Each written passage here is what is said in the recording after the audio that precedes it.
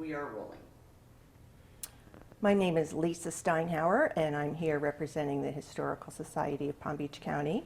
Today is Wednesday, February 7th, 2018, and I'm at the home of Jane Hadley Caruso, 1801 North Flagler Drive, West Palm Beach, Florida. Also with me is Debi Murray, Chief Curator for the Historical Society. Good morning, Jane. Good morning. Or good afternoon, I should say. Would you state your full name and spell it for me, please? Thank you. Do you know why you were named Jane? I was named after my mother's sister. Okay. And what's your date of birth? Born? In West Palm Beach, Florida. At Good Sam Hospital? No. No? I was born in a home. And where was the home? I don't know. It was here in West Palm.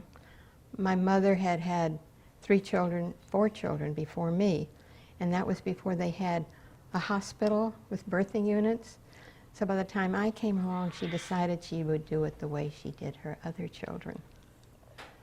Great. Okay. What was your father's name? We'll start with him. Samuel Percy Hadley. Okay. And when and where was he born? He was born in Monrovia, Indiana. Okay. When? Do you know? Remember when, roughly?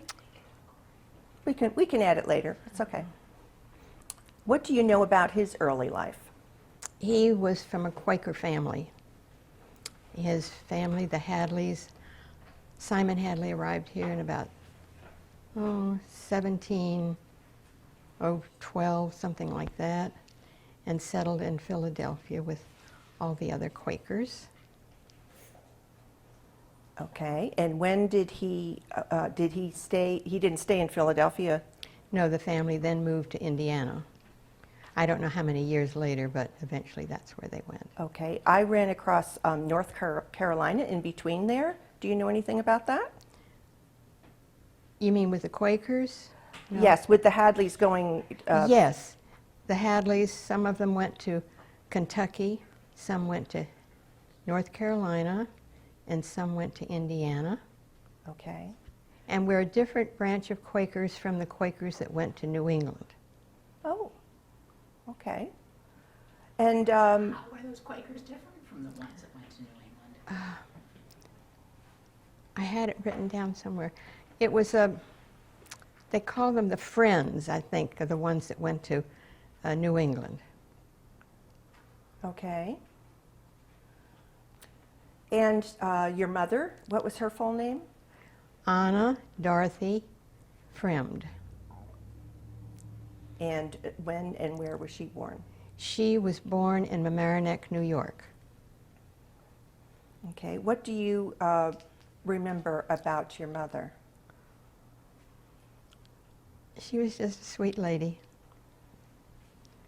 We got along well. And her parents, did you know her parents? I mean, my grandfather, absolutely. I didn't know my grandmother. She died when I was quite young. And no, I grew up with my grandfather there all the time. And his full name was? William Frederick Fremd. Frederick William? William Frederick. Mm-hmm. Okay. And where was he born? He was born in Germany. Do you know what part of Germany? Stuttgart. Okay. And your grandmother's name? Was Marie? Marie Hagedorn, Okay. and she was born in Bremen, Germany. Okay, great.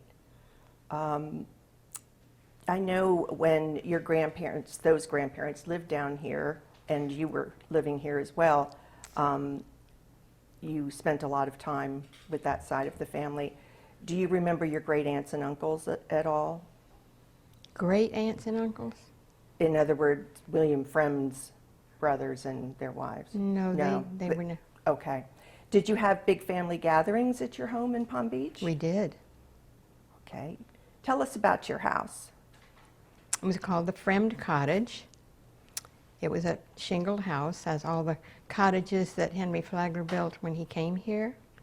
My grandfather worked for Henry Flagler in Mamaroneck, New York. He was a horticulturist, and he did all the work for him at his home there.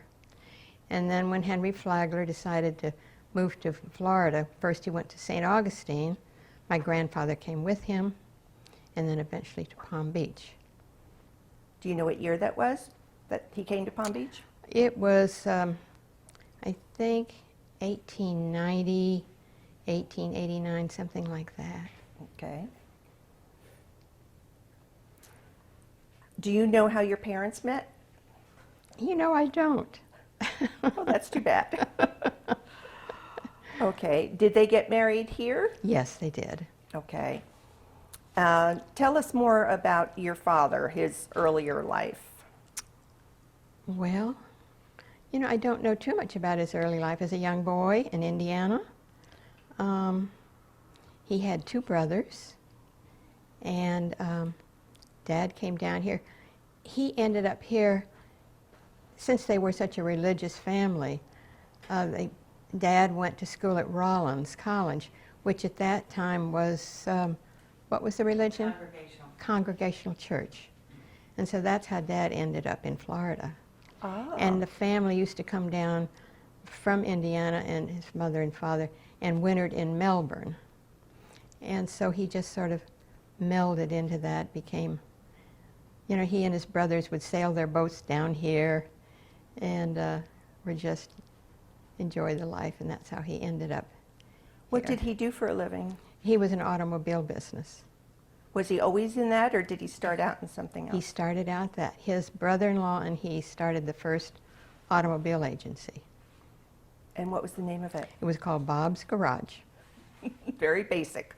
And where was it located? It was located on what would be now the corner of, not quite the corner, but inlet, of Dixie and Okeechobee. Okay.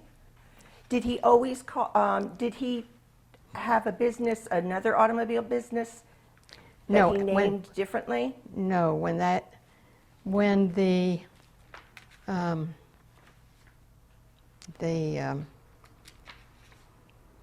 we went through the Depression, they sold their business, they went out of business.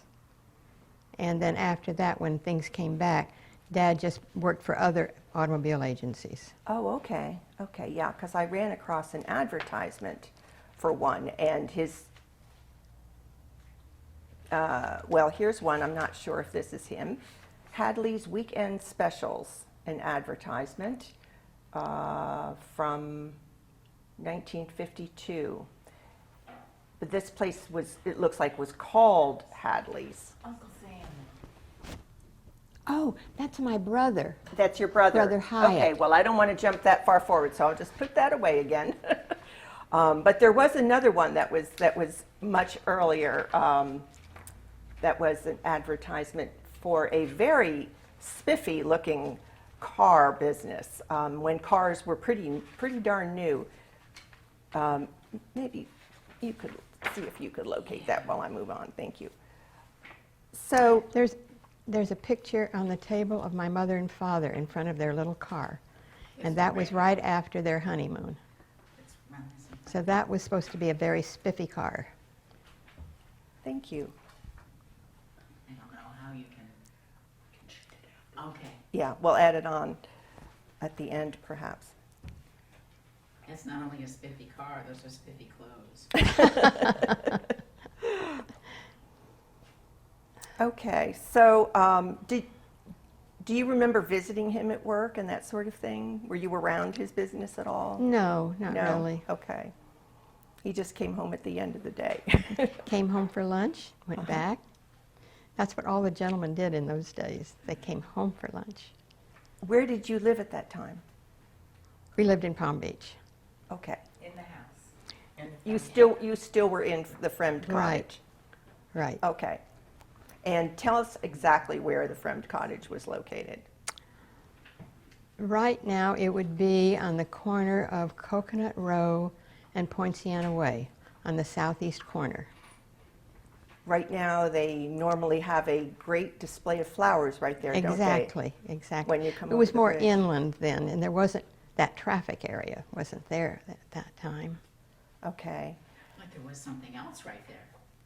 That ran right in front of your house or behind the house. The railroad? Yes. Yes. You tell us about that. Yeah. You want to know about Yes. that? I do. Well, the bridge was a wooden bridge, and it had the railroad tracks attached so that the guests at the Poinciana could bring their private cars. That was the purpose of the railroad, so they could bring their private cars into Palm Beach. So they had a siding that they pulled up next to the hotel? Yeah. Well, it really, they didn't pull up right next to the hotel, but in that area, you know. Okay. You had siblings, you mentioned earlier, that Yes. were older than you. Can you give us their names? And Hyatt Ward Hadley and Samuel Percy Hadley Jr. and Lillian Marie Hadley Hall. okay, was there a baby as well that didn't survive? Yes, Annette Marie. Okay. She was the first baby. She was the first, okay. And you were the last. I was a big surprise.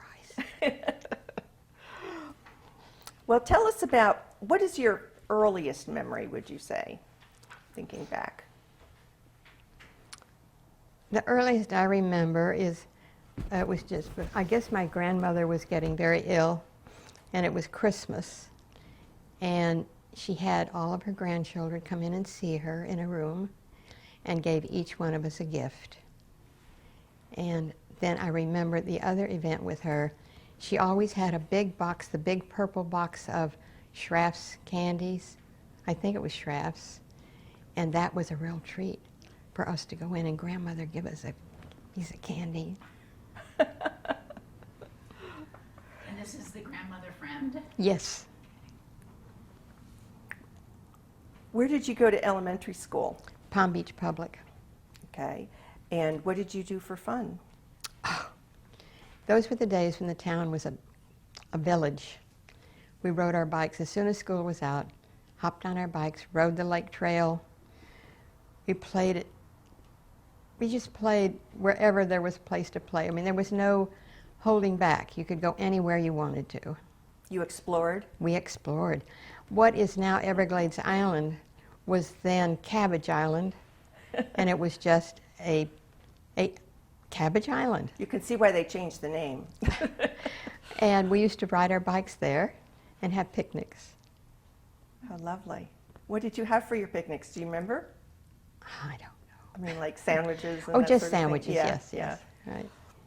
And who were your friends when you were little? Who were you having your picnics and your bike rides with? Ridge McKenna. Ah, We knew each other in first grade. okay. And he and Jean Ann Daly, Margaret Swanson.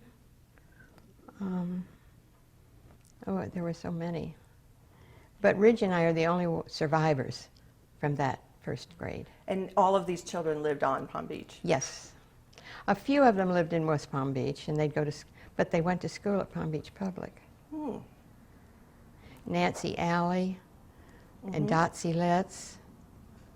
They were a couple of years younger than I, but they were there also. When you were a child, did you ever see a cakewalk? No, at the Poinciana? Yeah. No, my mother used to talk about the cakewalks, but I was too young. What did your mother used to say about the cakewalks? Oh, she said they were just beautiful. You know, it was just elegant people dressed elegantly and happy, and it was just a fun, happy time for all the guests at the hotel. Now there's somebody I want to ask you about that I found on some research that Lisa found, and it's about a guy by the name of Charles Kelly. And I have a painting in my office of a cakewalk painted by a Charles Kelly. And according to that 1940 census, so I figured you're old enough to remember him, maybe, or his kids, he was the groundskeeper for the golf course. Any chance, I mean, he lived close to you too. The name does not ring a bell. Okay. And you might have known him by another name too. Yeah, maybe. Uncle Charlie or something, you know, you Poss- never know what children might be. Possibly, yeah. You talked in a newspaper article about visiting the mules. Yes. Can you tell us about that? The barn was located where Testes was, and I remember my brother Sam taking me there to see the mules. And it was just, you know, these big old animals, and I was just a little girl. It was kind of fun because you didn't see barn animals or a barn around. No, that was unusual, I'm sure. Yeah. I have a follow-up question. Okay. When you say where Testa's was, I know they were in the Garden Theater, and I know they were in what became Nick and Johnny's, and then they were in the place that they just left. So when you say where they were, which building do you mean? It would have been where they just left. Okay. Where thank Testes you. just left? Yes, Yes. thank you. And do you know what those mules were used for? They were used to carry the guests. I think there's a picture there of the mule carrying, pulling little trolley cars, and they would carry the guests from the Poinciana Hotel up to the Breakers Hotel. Do you want to take that, Debbie, or shall I? No. Okay. Before you go on, would you like me to mic up Debbie as well to get her questions on microphone or no? Usually she can catch me on her microphone. Okay, just wanted to ask. Thank you, Dan. I think, We've got, is that the one with Grandpa standing there? That picture? Is Grandpa there? No, it's the mule pulling the trolley. Okay.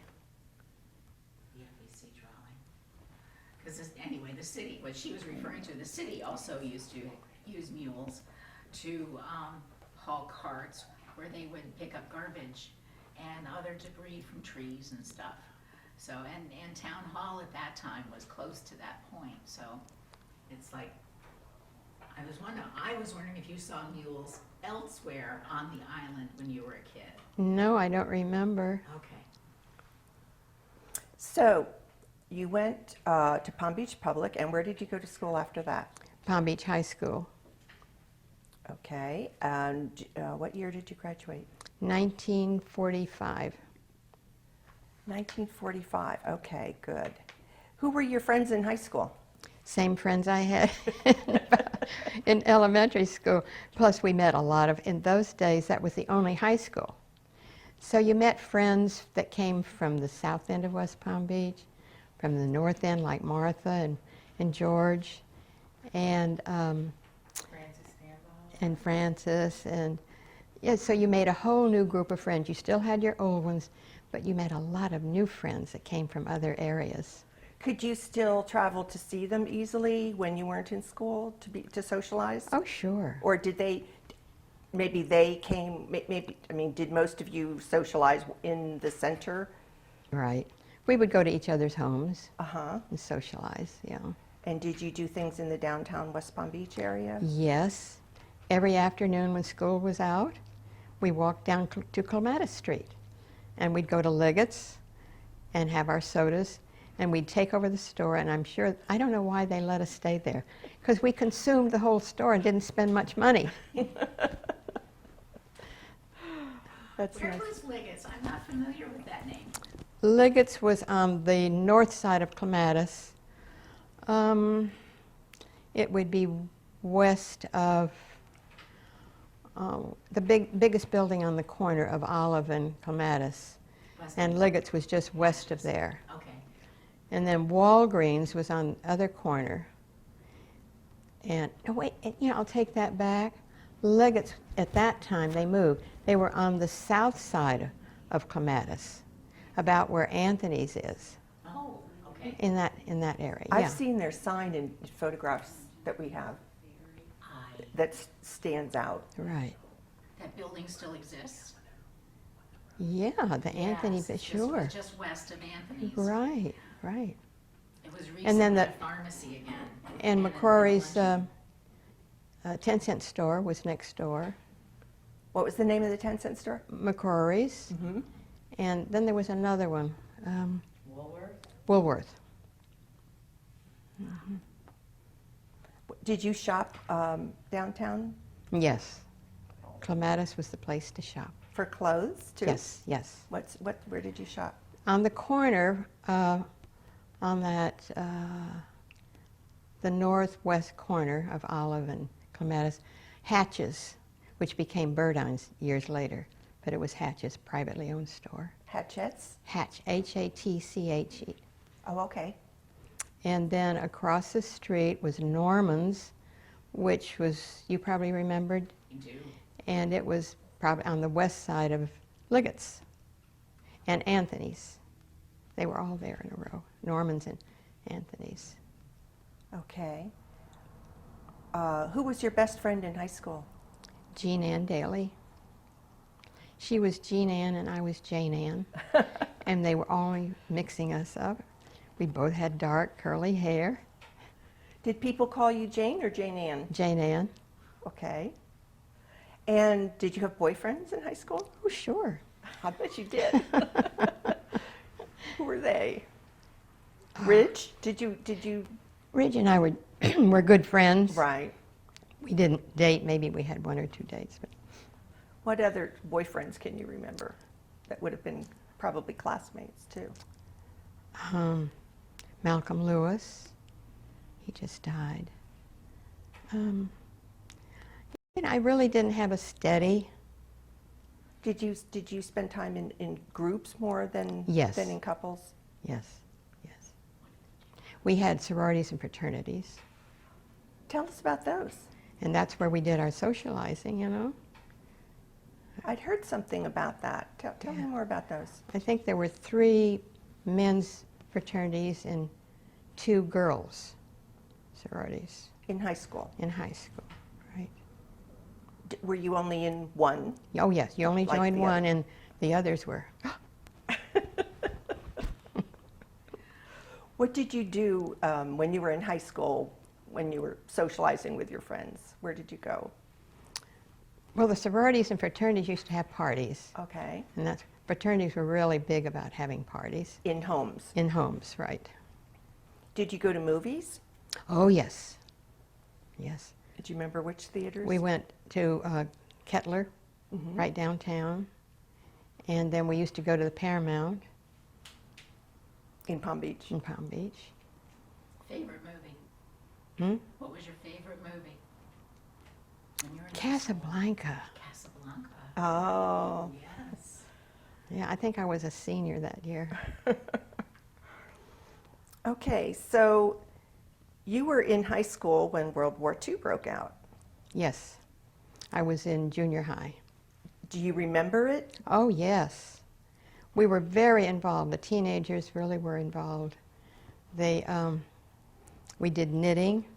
We would knit little squares. It was called Bundles for Britain. And they were located on the corner of Seaview and County Road. And these squares that we would knit, then they would assemble them into lap robes for the soldiers. And we saved money for these little books. We put a dime in every week to save enough to buy world bonds. And we were involved in the Red Cross. We just did a lot of activities. We were very involved as teenagers. And you said you had to pull the blinds at night Yes, and no football games yes. at The night? cars had, well, you probably know this, but the cars on the headlights were blackened, and there was just a slit. And of course, gas was limited. And if a young man could get the family car to take us out, it would always be triple dating. Tell me about the junior messenger service. I wasn't involved in that. I don't know how I missed that. That had something to do with the, Arlo Pryor was involved in that. Yes, she was. Yeah. I thought she had mentioned your name, that's why I asked. I might, but you know, it just doesn't ring a bell with me, Okay. my memory. Did you have, when servicemen were in town, did you entertain them? Yes, we did. There was a building on the corner of Worth Avenue and County Road, the northwest corner. It was a beautiful building. And there was a very wealthy lady in Palm Beach, Mrs. Ray. and she decided to do something. So she opened it, and it was called V for Victory Canteen. And we teenagers would go in and serve sandwiches and desserts to these young men. There's a picture in the paper, I think, right over there, Nay, is it? Yes, we did that. And also, there were RAF young men who were stationed out in Clewiston. Uh-huh. And that's where they were teaching these young men to fly.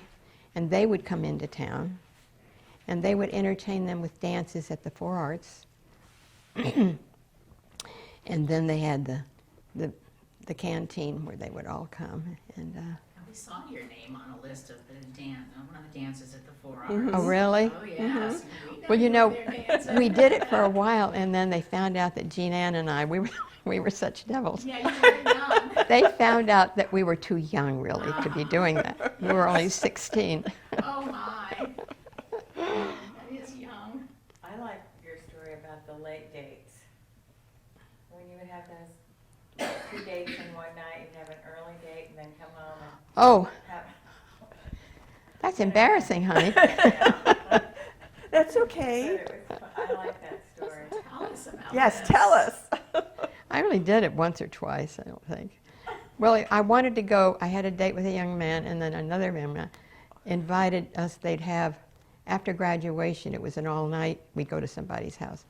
And then they would have a breakfast in the morning. Well, I wanted to go to a different breakfast than the breakfast that I had. And bad. See, my daughters are hearing things. I like those things. I think those are It's what makes you human. great. And the story about the ferry. Oh, yeah. Where the bridge was, the wooden bridge, right on the south side, there was a ferry dock. And it went from Palm Beach to West Palm Beach, right at the corner of where the marina is now, at the end of First Street, or about First Street. Mhm. And that's where the Seminole Indians would come also and sell their little dolls on the weekends. And we would ride the ferry to go to the movies. And I'd receive 25 cents for my Allowance? my allowance that weekend. And it took 5 cents to ride the ferry over to West Palm Beach, 5 cents to buy a candy bar, 10 cents to go to the movies, and we still had a nickel to ride home on the ferry. Those were fun. Those were really fun Question days. here. Yes. So through high school, you lived in that house on the corner Yeah. of what is now Coconut Row and Royal Poinciana Way. Yes. There was a lot of people living in that house, according to the 1940 census. Your grandfather, William Fremd, Yes. was there. He was like 80 years old at the time. Well, he was younger than that when we moved there. We Yes. moved Yes. there. But in 1940, Yes. Is He what- died. He died when I was when I graduated from high school. That was in 45. Okay. So it was you and your mom and dad. It was and all your siblings. Right. How long did the family group, stay in that house? Oh, we were there until Grandpa died. 1945-ish. Right. Okay. And then where did you move? Then I moved to West Palm Beach. I went to college, and then I moved. Mother and Daddy moved to West Palm Beach, and I lived here. Where in West Palm Beach? On Washington Road. let's back up to what you were saying earlier about the Seminoles being over there at the dock where the ferry stopped. Mhm. What other contacts did you have with Seminoles? None. I didn't have any contact. with Um, them. My uncle, my father's brother, told the story that my daughter was just talking about. The Indians would come into town, and there was a bar on Clematis Street on the north side of the building, of the street, and they would go into the bar. But one Indian, he was the chief. I'm not sure. Some people said it was Chief Osceola, but he would sit out in front of the bar, stay sober. So he would get all of his young men back to the, without causing any disturbance, getting them back to the Oh camp. my, they had designated drivers. Yeah, right. Yeah. Yeah. Okay, how did you hear the war had ended? We were in high school, our senior year, and the word came. Do you we remember the moment? Yes, yeah. We were in school. More vividly, I remember the day the war came. Okay. I was in my bedroom upstairs, and the news, of course, you know, always had the radio on as a young teenager. And I heard the news that there was a bombing in Hawaii. I ran downstairs to tell Mother and Dad that what had happened. I'll never forget that. Yeah. Do you remember listening to the president's speech? Yes. Yes. Yes. Yes. Yes. How did it make you feel? Oh, it was scary. It was really scary. Yeah. What did you, I mean, so much changed here in Palm Beach after that day. Right. You must have seen the spars who were staying over to Biltmore. Yes, You we did? used to see them march by, and we saw, of course, that there were soldiers. The Breakers became a hospital, Mm-hmm. and so we saw servicemen all over town. Was that scary to you, or did No. that make you feel safe? No, it wasn't scary at all. We were so involved in every way we could in the war effort, In a positive way. in a positive way. Everybody. That must have given you a more a sense of control Yeah. over Right. the situation, like you were contributing. Yeah. You know, they went sugar rationing, butter, no butter. I remember Mother making, it was white oleo and had the little yellow tablet that came with it, and you'd mix it so it would look like butter, because we didn't have butter. Oh. The war effort took all the oil they could and the gas, you see. What about coffee? We did have You coffee. did, okay. Yeah, I think we did. I wasn't drinking Oh, coffee well, at that's that true. time. Did you ever hear any of the torpedoings offshore? Or No, back to the I beach? didn't. I No? didn't. No, I didn't. Okay. So, did you go to college? That's where I I was went to headed. Florida State College for women for 2 years. Okay. Did you have an associate's degree come out of that, or did No, you they just didn't stop have going? associates. Yeah. Okay. When was the first time you traveled away from South Florida? Do you remember leaving South Florida and going to a... Yes, when I was a child, we used to go to North Carolina in the summer. Everybody left Florida from the heat, and that was the closest place to go to get cool. What part of North Carolina? Around Hendersonville and Black Mountain. Bet that was fun. It was fun, right? Okay, we're going to leave your childhood behind here unless Debbie has anything else there. Yeah, that's fine. I Okay. can think of all these people that I wonder if. I'm I- sure. I can't, and then I have to stop and say, no, Not today. not today. Okay, so who did you marry? His name is Enrico Caruso, known better as Ricky. I met him, he's older than I, so he was fighting the war, and a Marine, and he came back from the war, as my brother did. And all of the young men who returned home, they seemed to congregate at Wirtz, which is now Charlie's Crab. And they all met one another, and my brother got to know Ricky. And my brother and I were Christmas shopping on Clematis Street.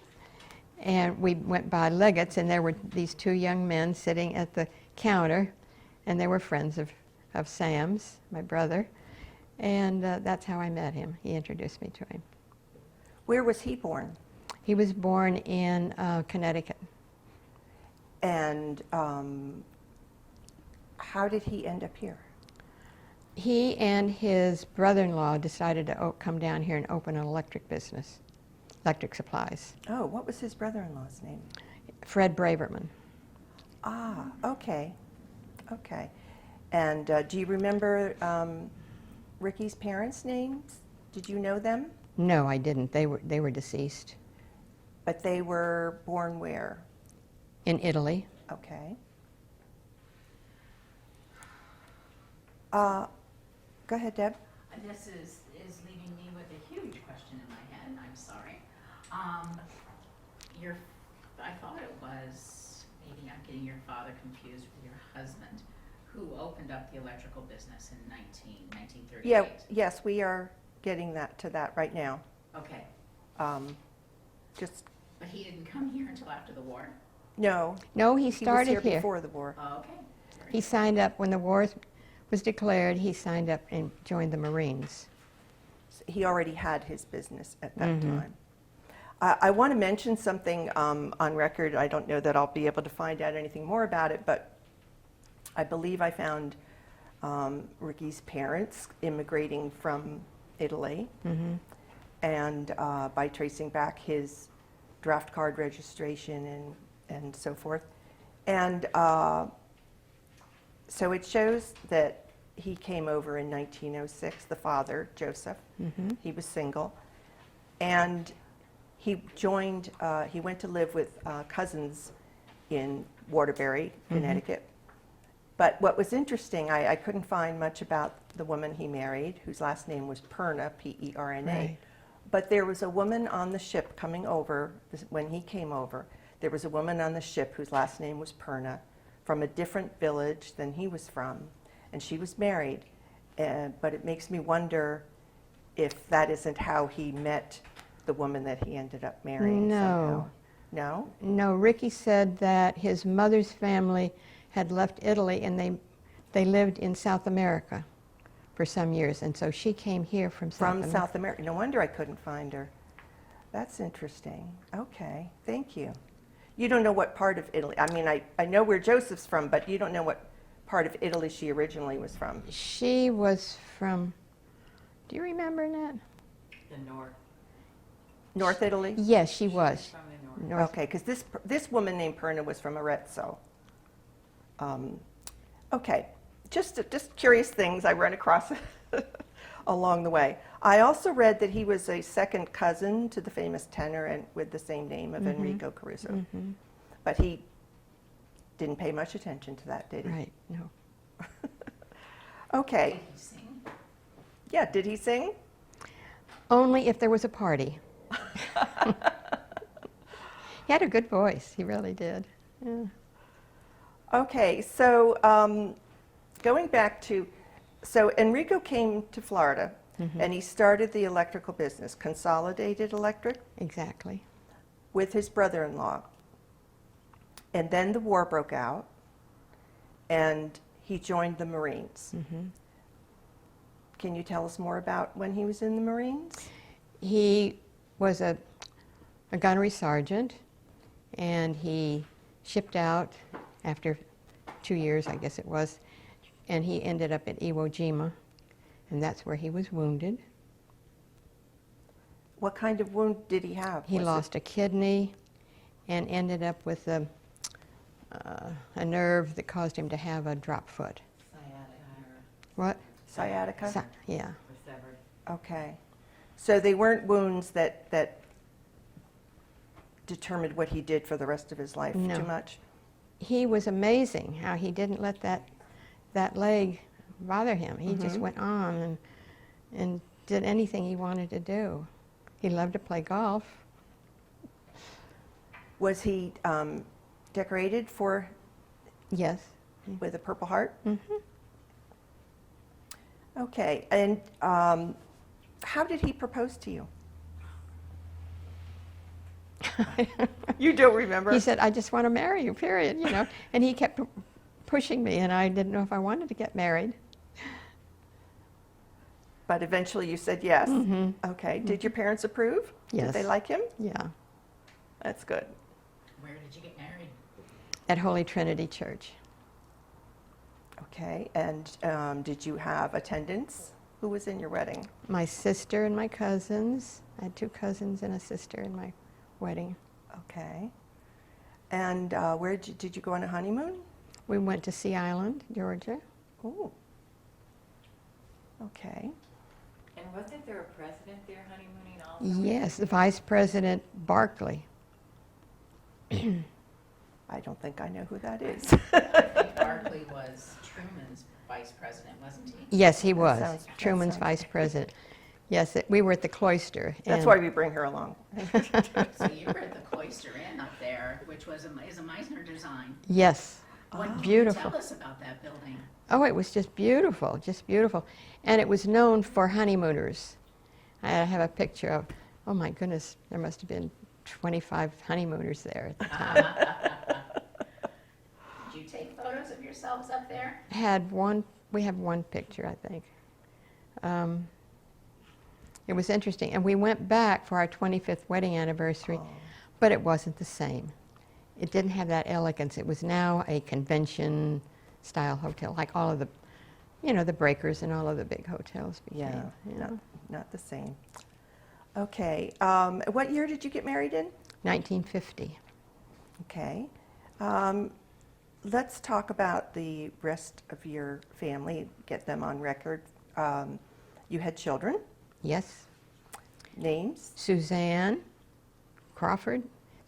Caruso Crawford, and Annette Caruso Dowell, and Richard Joseph Caruso. Okay. And where were they educated? At Palm Beach Public. Okay. And then from there? One went to Palm Beach High School, and two went to Cardinal Newman. But Mom and I had the same third grade teacher, and we had Who was that? some high school teachers that were the same. We had Nellie Cole as our third grade teacher, and then Rick also had Nellie Cole for his teacher, yeah. and then we had Oh, and my brother Sam had her as a teacher, yeah. Wow, she had a long career then. and then who was that teacher over at Palm Beach High? The PE coach, Miss Spellman, was that her name? Mm-hmm. Sally Spellman. And another English teacher we had that was the same. I can see her in my mind's eye, but I can't. My English Remember her teacher name. was Mrs. Savage, Marguerite Savage. No, that wasn't the one I'm thinking of. There was another one that we both had. All right. Marguerite Savage's name came up in the reading room today. Can Oh, you believe this? There's a few weeks ago, the newspaper contacted us about a gentleman who died in World War II, and he was buried, and he was at Iwo Jima, and he was buried in the unknown grave in Hawaii. And as the military is going through these unknown graves and doing DNA testing, they're repatriating the bodies. And they found this Mr. Sowell, and they called us to see what we might have on the family. Well, Nick went downstairs and pulled out, we have 3 1939 high school yearbooks. He pulled out the first one handy, opened it up, and it was Sowell's. Oh, can you believe it? So he found a lot of information in there, and also about this Marguerite Savage. It was one of his teachers who signed the book. And there's another thing. So what about Marguerite Savage? What did she teach? Excuse me, English, Okay. Was she a Miss or a Mrs.? Mrs. Do you know she lived here in town? Yes, she did. Everybody loved her. All of her students loved Marguerite. it's interesting that you know her first name because I don't remember knowing the first names of any of my teachers when I was young. Behind her back, we'd call her Marguerite. Oh. And I know why she came up today. We have Oxbridge Academy is in the reading room today doing research on the 28 hurricane, and she left behind a memoir. Oh. Her daughter, Connie Dalton, lives here. Oh my gosh, you're kidding. Really? That's her daughter? Uh-huh. Oh my God. And you know her daughters, Yeah. yeah. And Philip is a cousin, right? Isn't Right, he? Philip and Connie are cousins, Philip Savage. And, but you mentioned Sal Boy. He was in school with my brothers. Wow. And he appeared to be very well liked. Oh, yes, yes, yeah. I think there were 3 boys in that family. I think so. Well, he was brought back in November. I remember reading that in the and paper, interred in yeah. Woodlawn. Go ahead. Okay. Back to your children. Can we mention who they married and their grandchildren, just to have their names on the record? Suzanne married young man by the name of David Crawford.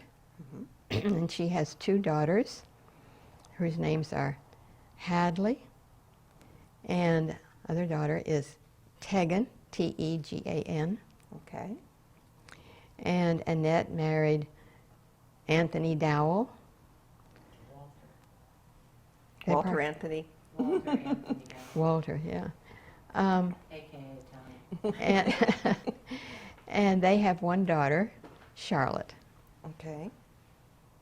And does, My son has 2 children, Richard Nash Caruso and Sloan Halsey Caruso. And Nash has 2 children. They oh part- my, Nash has 2 children. Oh, yes, you're Yes. a great-grandmother. I am. Wow. Yeah. Didn't know about them. Okay. Okay, we were talking about, go ahead. We had been talking on the phone last night. We were talking about, Oh, Rick's yeah, business, yes. Yes, go ahead. Consolidated, founded in 1938. By 1938, the United States knew that we were headed for war, and they had put a moratorium on new construction, unless it had to do with war buildings. And I was wondering if your husband's business got involved in any of the construction going on at Morrison Field, any of the rehabbing of the breakers, or the Biltmore, things like that. No, in fact, they closed the business. Okay. When my husband went to join the Marines, and my brother-in-law moved back to Miami with his wife and daughter. Okay. They closed Consolidated? Here, during the war. Oh, okay. But it came But back. it came back when Yes, he came back. Right. Okay. It became quite a big company. Yes, I showed they had 15 branches in Florida, Delaware, and California, and then they had something in Freeport. And there is a business with a similar name, and I don't know if it's the same business that continues today. Do you know if it's the same business? It is, but it has different owners. Right, right. Consolidated was bought by some other gentleman. Okay. When your husband retired from it, was Fred still involved? Did he stay Yes, involved after he that? Okay. So it was sold later. Mm-hmm. Well, it was while Fred was still there that he sold it. Right. And where do you remember where it was located in West Palm Beach, that branch? 525 24th Street, Okay. where Thailanders is now. In the, I show another address on Florida Mango. Is that the same company? No? That came after. Yeah. I missed that. Deb. Right, that's where it's located now. Okay. So he was pretty young when he went into business the first time, wasn't he? Yes, he was. He's a real go-getter. I was wondering where he got his education in electrical. He didn't. He just learned it on his own. Did Fred have a background? Yes, he was already. Fred's father was involved with the electrical business. Oh, okay. And he encouraged his son and Ricky to go into this business. Okay, so they didn't just think it up on their own. Okay, backing up a little bit, we talked about the fact that you lived in West Palm. When you were first married, did you live in West Palm Beach? Yes, we did. And where was that? On Santa Lucia Okay. Drive down at South End. And then later you moved to Palm Beach? Right. Donald Edge, who was a friend of yours. Yes. We interviewed him just several months back, and he said that you were known for your Halloween parties, and he mentioned that that they were, I guess they were held at your home, and then when you moved to Palm Beach, the town didn't like it, so you moved them to to a warehouse or something? No. No? Okay. No, we just discontinued them. We were starting to have children, and so these nighttime Halloween parties didn't seem to fit in. Did everybody get dressed up? Oh my goodness, you wouldn't believe the costumes these people wore. Where's that book, Mom? The album is in in one of the big drawers in my bedroom. Not my bedroom, the other bedroom. I think it's about the third drawer, honey. Well, they obviously were memorable, since Don was talking about them were. all these decades later. You wouldn't believe how people went out of their way to make these marvelous costumes. You know, they'd come dressed like a pair of cigarette boxes, you know, Lucky Strike, an old box and a Camel. Some were just, yeah, and it was fun. We were all young, and What did you dress up as? Do you remember? I was dressed like a little girl with a pinafore, and Ricky dressed like a little boy. Weren't you a French maid in one of them? I Yes. can't remember a costume. The French maid, yeah. Oh, that was with the Junior League when we had the fundraiser at the Whitehall. I didn't know you were in Junior League. Mm-hmm. Are you still involved at all with No. them? No. No. Okay. Where were the kids born? Where? Okay. Where were your children born? Did they find hospitals that Good time? Samaritan Hospital. All three of them? Mhm. Okay. And, all right, let's talk about those years. A lot of things happened while your children were growing up. We went through the Vietnam War.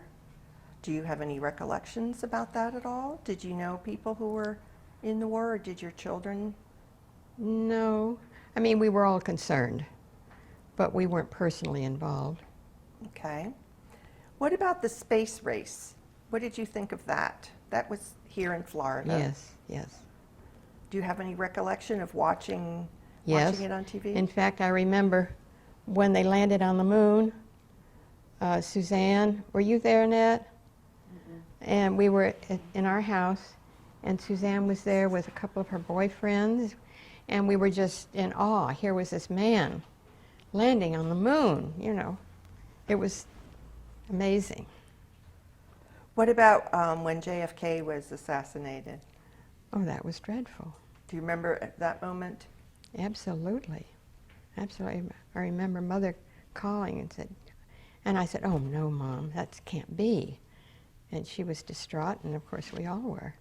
And you know, I came home from school and you were sobbing like this on When? the kitchen table when JFK was shot. Oh, yeah. and you know, we felt like we knew him because we lived in the North End, and we passed his house every day and saw the Secret Service there.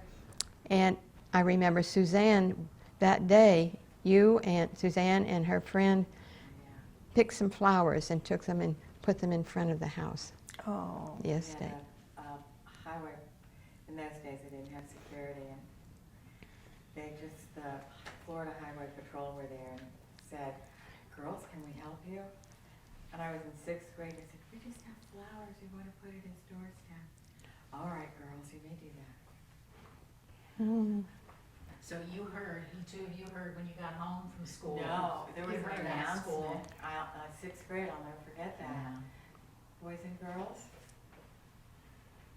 I didn't know till I got home. I was in 3rd grade and Mom was crying and she said the president was Yeah. shot. Well, you know, he was such a part of our town. He was a figure here. Not the same as our present president, but he was just there, and his family were there. And we saw them go to St. Edward's. We'd see them go down to the dock to go out on his big sunny fits. And used to see Rose walk down the street with her helper. Okay. She asked me to be her lifeguard one day. I was at the beach, and so was she. She said, "Oh, dear, do you mind watching me while I swim?" My, responsible for her life. How frightening. You mentioned church. Did you go to church as a family? Oh, yes. And what church We were you went to at? Holy Trinity. Okay. But the children were married at Holy Trinity? No, No. no. They were married at Bethesda. we transferred it. When I was growing up, Bethesda was a seasonal church. It opened at Christmas or Thanksgiving and closed after Easter. And we were permanent residents. So as a real young child, I went to the Poinciana Chapel because my grandfather was so involved there. Mm-hmm. And then as we got older, and after Grandpa died, and we went to Holy Trinity because it was a year-round church. And then something came up where I decided I'd like to be at Bethesda. So that's where the girls were married, and been very happy there. So your children were baptized there, or were they baptized at Holy Trinity? They were baptized at Holy Trinity. Jim Sterling was the rector at that time. And he blessed Dad on Iwo Jima. Oh, yes. This is a wonderful story. Jim Sterling came to become the rector, new rector at Holy Trinity while we were parishioners there. And as you leave church, you know, you always shake hands with the Sure. rector, the new one, and we were meeting him. And he leaned over to my husband, because he had a little different name, you know, Enrico. And he leaned, "I'd like to see you in the sacristy after I leave this here." Ricky turned to me and said, "What have I done?" Oh. And he went back there, and Jim said, "I just want you to know I blessed you on Iwo Jima." What does that mean exactly? He blessed him. They thought he was dying. Yeah, when they took him Personally, he was Yes, he was a He- chaplain. he- goosebumps all Yeah. over. yeah. And then he baptized all of us. Oh my, Yeah. that's lovely. Is he Yeah. still with us? Talk about full circle. No. Jim left here and went to the cathedral in South Carolina, and he died, some years ago. Was he around to do your husband's service? No. No. Oh, wow. That's really something. Yeah.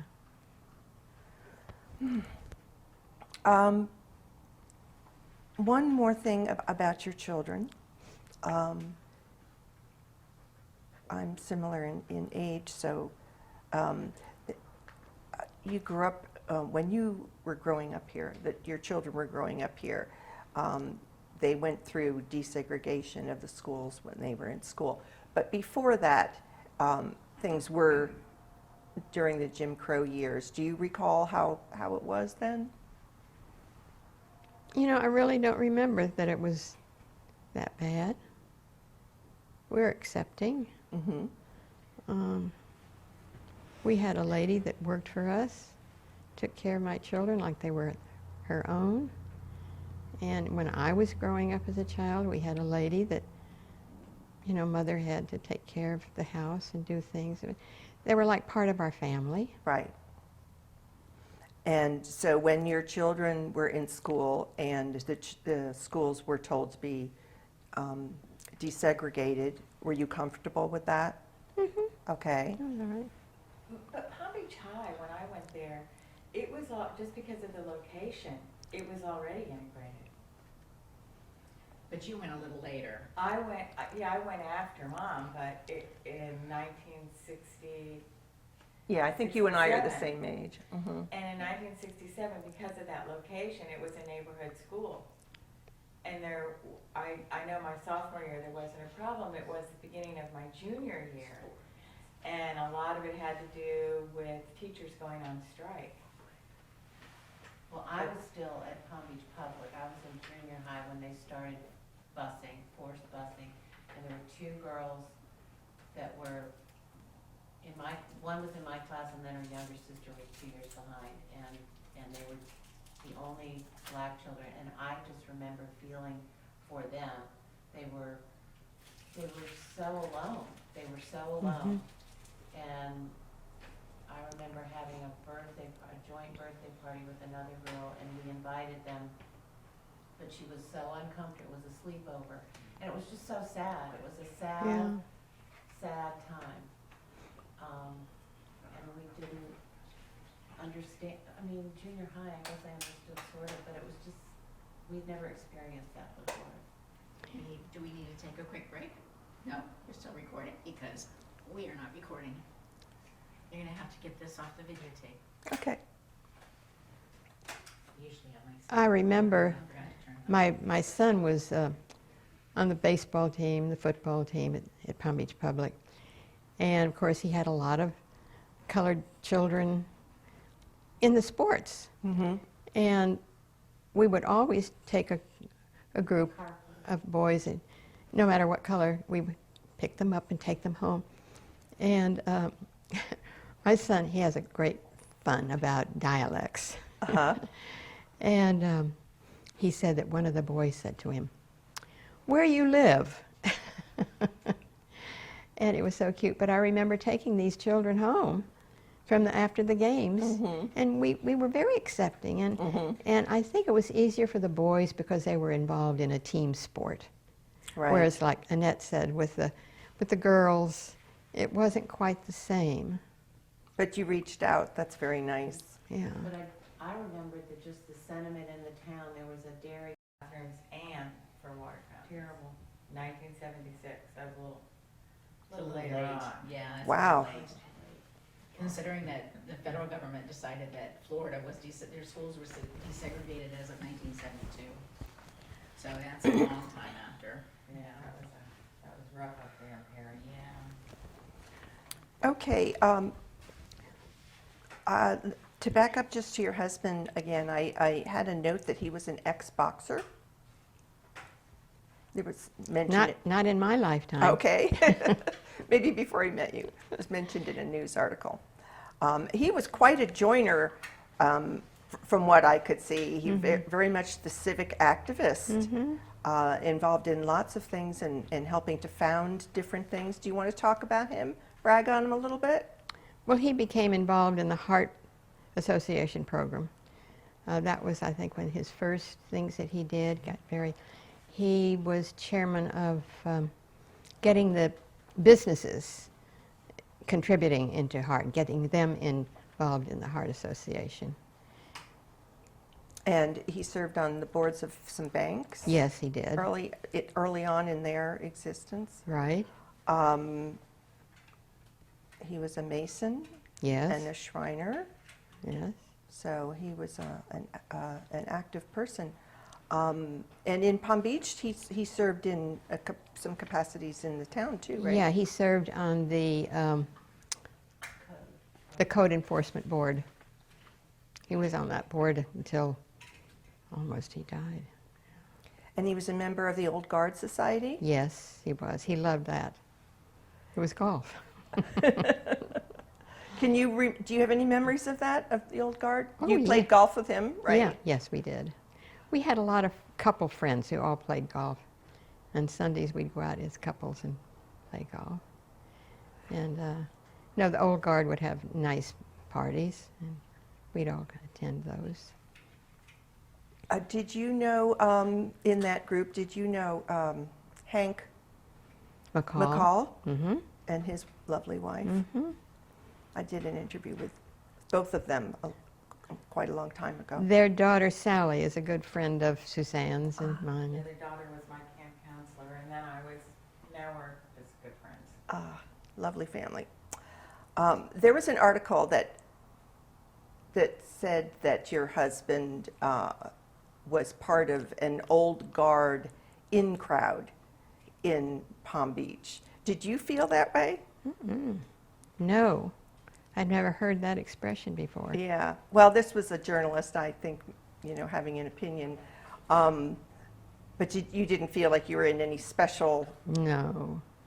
Okay. I think that what you were talking about with the Heart Association, he founded something called the Commerce and Industry Division. Is that Right. what you were referring to? Yes. Okay. And, okay. And you lost him too soon, I'm sure. Did he have an illness? He had a lot of illnesses. Oh. His first illness was he had stomach cancer, and we went to Emory, the doctor removed his stomach, and he had no more cancer ever. And then he survived that. He was a fighter, and he'd already lost a kidney. Right. And and a spleen. And then about 9 or 10 months later, we were in North Carolina, and he became very ill there.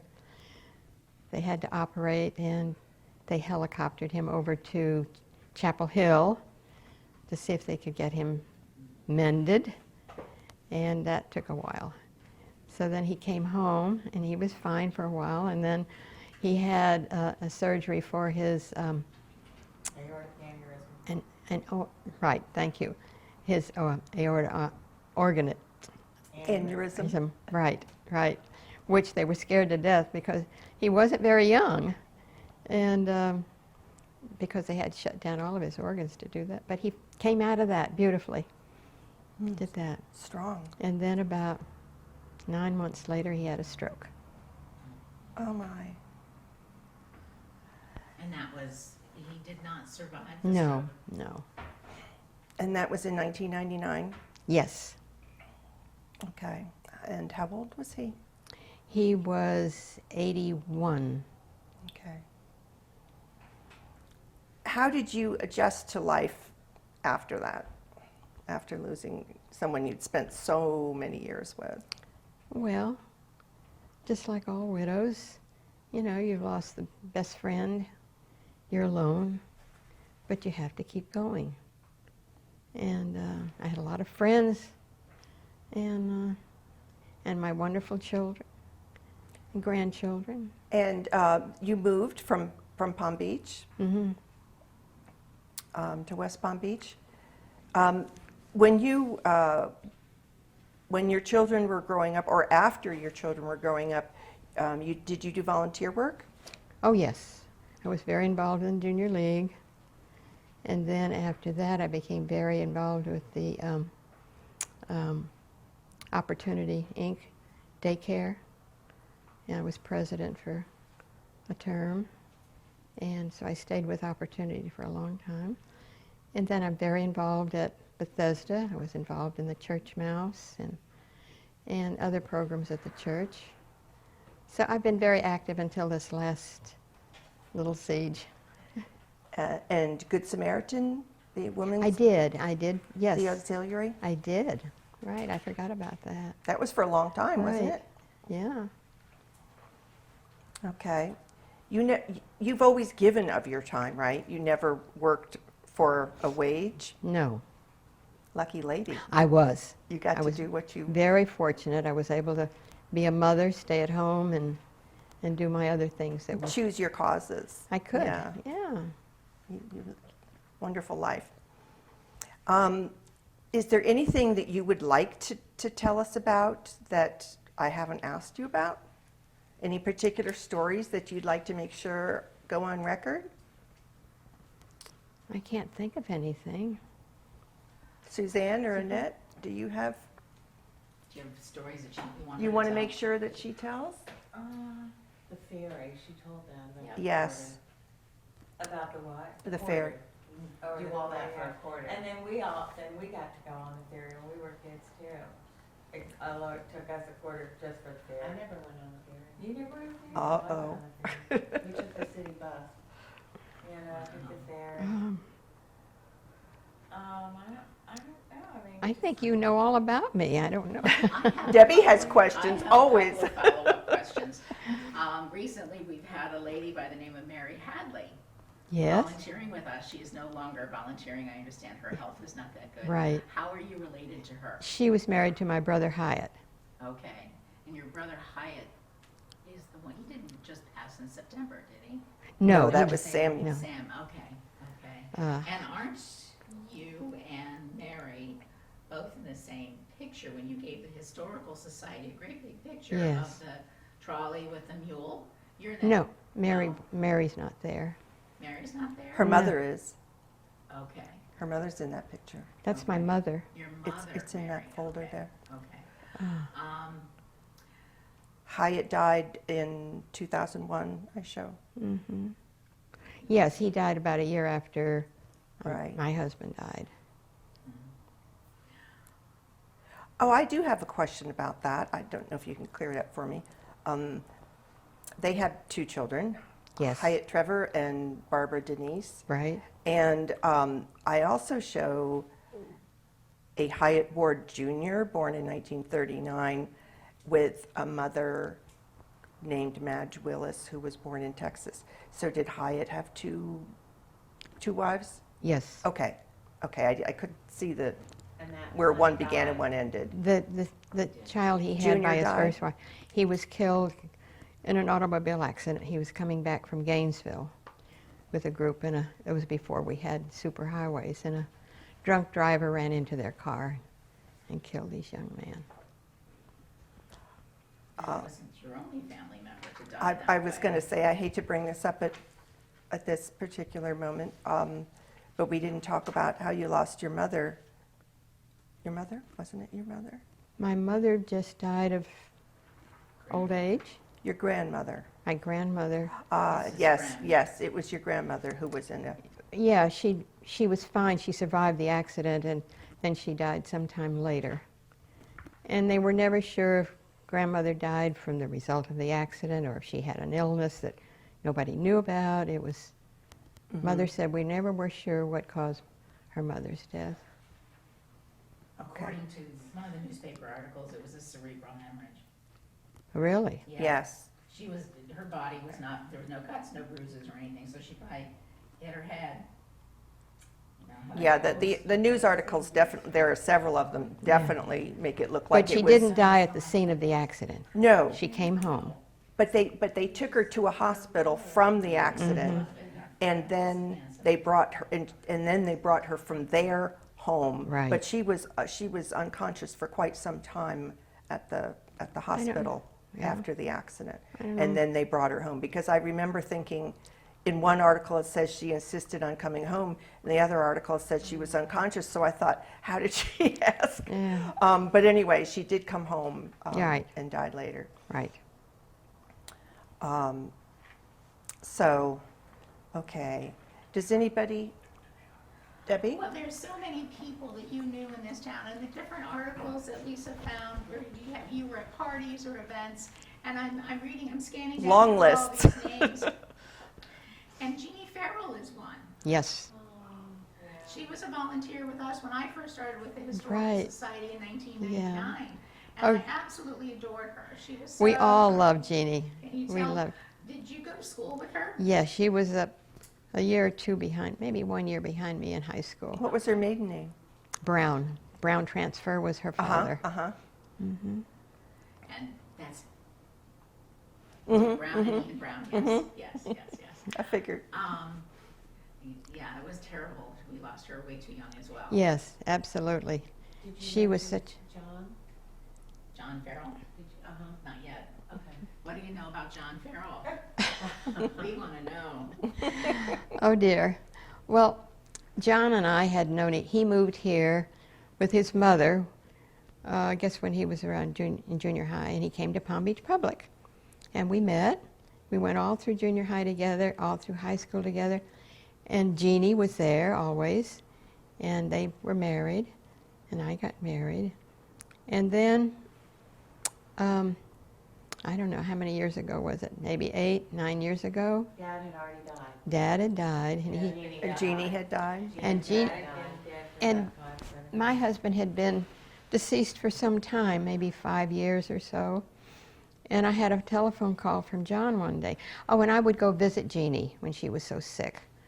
And so we had been friends as couples in our social group. So anyway, John called me one day, and it was about 8 or 9 months after Jeannie had died. And he said, Jane, would you go to lunch with me? And I said, oh, sure, John, I'd love to.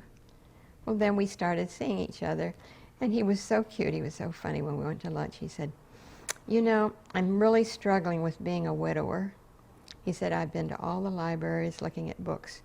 There's nothing in there how a widower can handle themselves. It's all about widows, how a widow can handle himself. And he was just so lonely. Oh. So we had about 5.5 years together. We really had a lovely time together. And what was so beautiful about it, we were in the same social group. We didn't have to introduce each other Right. to anybody You had else. shared history. We had shared history, you're right. And his children accepted me beautifully, and my children. We love him. Yeah. Such a gentleman. Wow, Oh, that's very good. That's great. That's Yes. really nice to Yeah. hear. Great. Did the pair of you know the Johnsons, Richard and Pat? Oh, yes, we used to go to dinner with Pat and Dick. Yeah. Dick and John were very good friends. And Jeannie and Pat were good friends. Yes, right. Best friends. Yeah, they were. Pat was, Big Pat was kind of special in my life and having children. She was very helpful. Really? Was she? Yeah, I mean, really, yeah. I guess as a mentor in mothering? Well, I mean, you don't need to let anybody else know this, but when I couldn't have children, and I guess she and I were one day talking about it, and then she was a friend of this lady named Helen Jean Boynton, who was also a friend of Mom's, and they had Helen Jean Boynton had a son-in-law who was an attorney, and they needed a home for a couple of babies. And I was told I couldn't have children. So Pat put everything together, and then I had a baby, Hadley. Oh. Helen Jean called me, and she said, Jane Ann, I hear that Suzanne might consider adopting. And I said, well, she might, I don't know. I said, I'll have to check with her. And she explained that there was a baby that needed a mommy and a daddy. And so I went to lunch with Suzanne. It was on her birthday. And so I said to her, I said, honey, I told her the news. And I said, what do you think, you and David? And so she went home and talked to David, and they decided they would take this little baby. That's Yeah, lovely. it's really nice. You know, and I would say that that's one thing when you live I mean, it's still a small town in many ways to Mhm. me. And like all of those ladies, they knew and they worked their magic. And, May I ask about, you have a second child. I do, Tegan.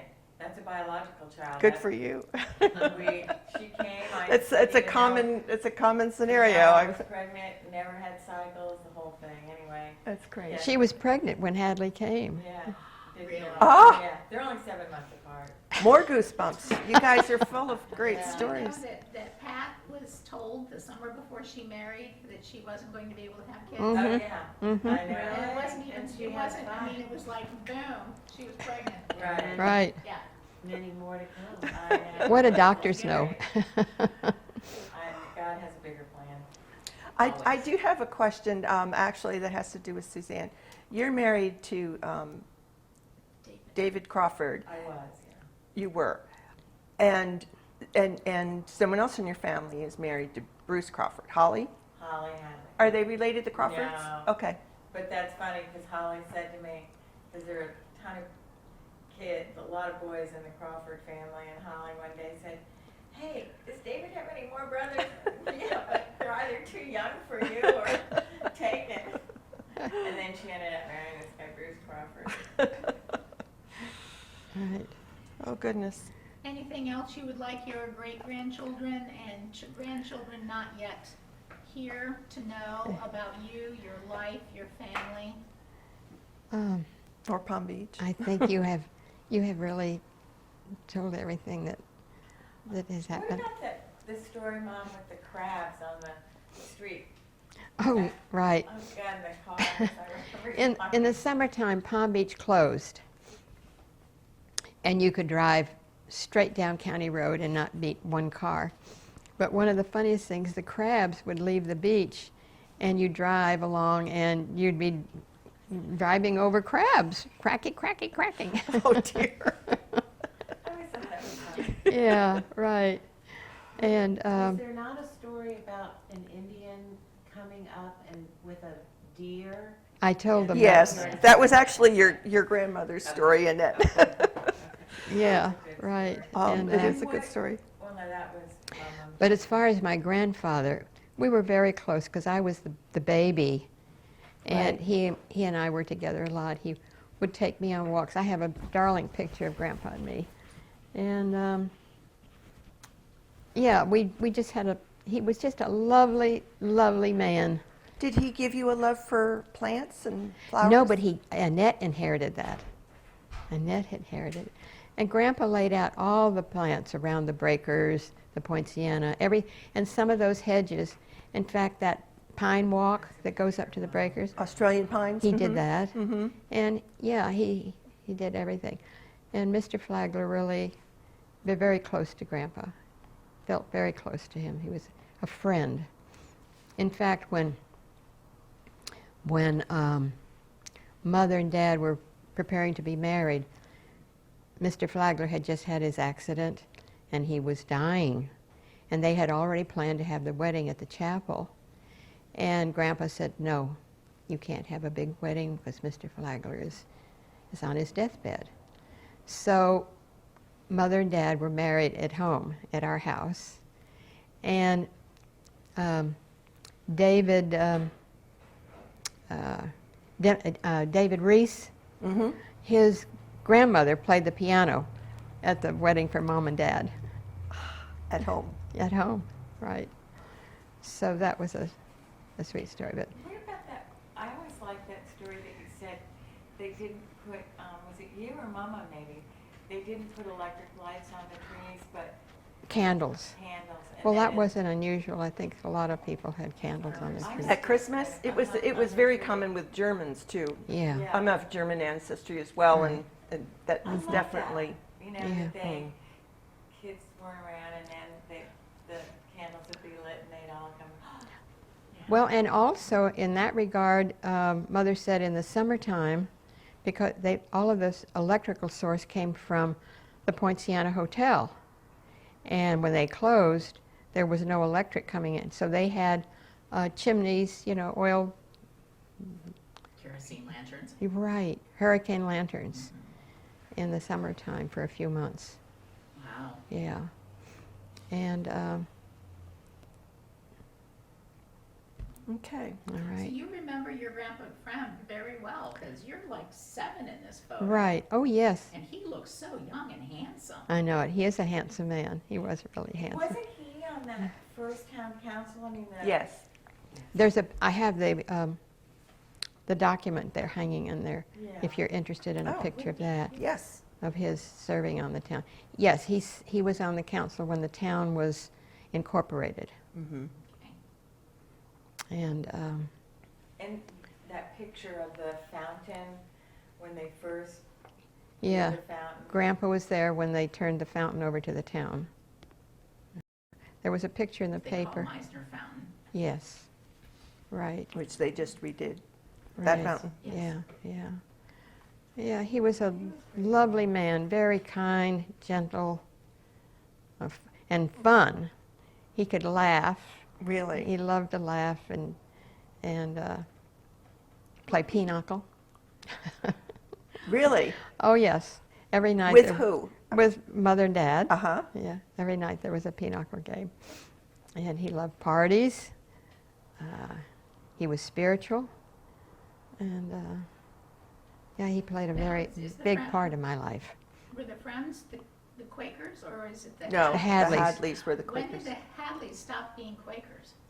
Well, I'm sure there are still we still have a lot of Quaker families scattered all over the United States.